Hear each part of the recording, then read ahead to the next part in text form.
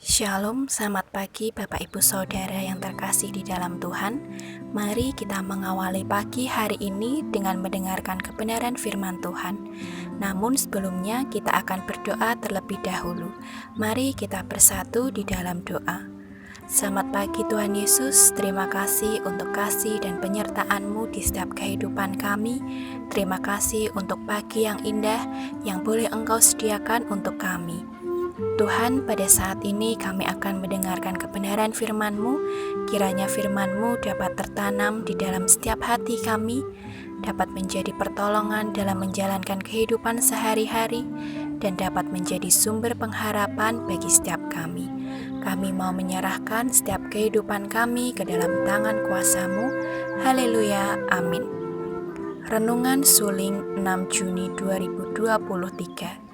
Panggilan untuk melayani. Nats renungan pada pagi hari ini terambil dari Lukas 10 ayat 1-12.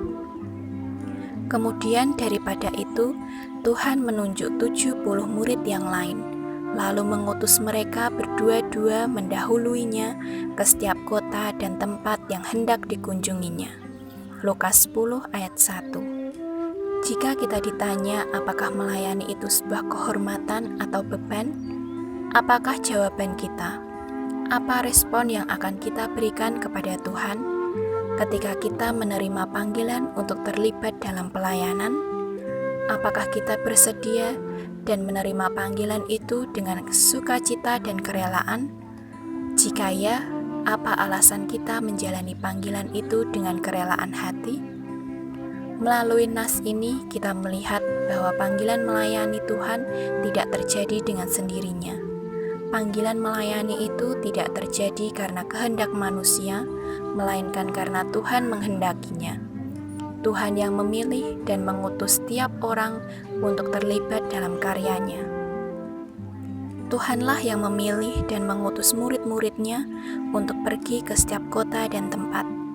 Tuhan yang memberitahukan dengan siapa mereka bekerja, bagaimana mereka menghadapi situasi pelayanan dan karakter manusia yang beragam, serta bagaimana seharusnya mereka bersikap ketika mengalami penerimaan atau penolakan.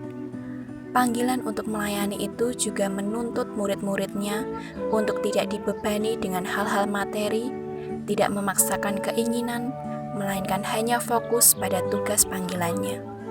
Seorang pelayan harus melayani sesuai kehendak Tuhan dan bertanggung jawab merespon panggilan, karena panggilan itu menyatakan kuasa Allah melalui pertobatan dan pewartaan kerajaan Allah. Panggilan melayani Tuhan merupakan anugerah yang diberikan seturut kehendak-Nya.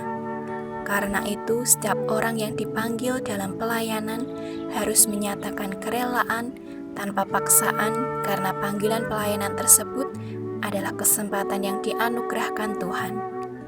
Jika melayani hanya menginginkan tempat yang aman dan nyaman, kehidupan yang terjamin, mendapat penghormatan dan penghargaan, maka janganlah memberi diri menjadi pelayan. Semua itu bukanlah dasar pelayanan yang diajarkan oleh Tuhan Yesus. Panggilan melayani Tuhan menuntut kesediaan diri melayani seturut kehendak Tuhan.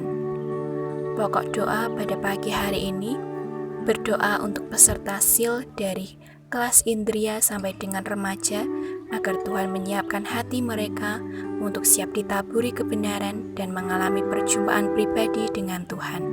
Sekian renungan pada pagi hari ini. Tuhan Yesus memberkati.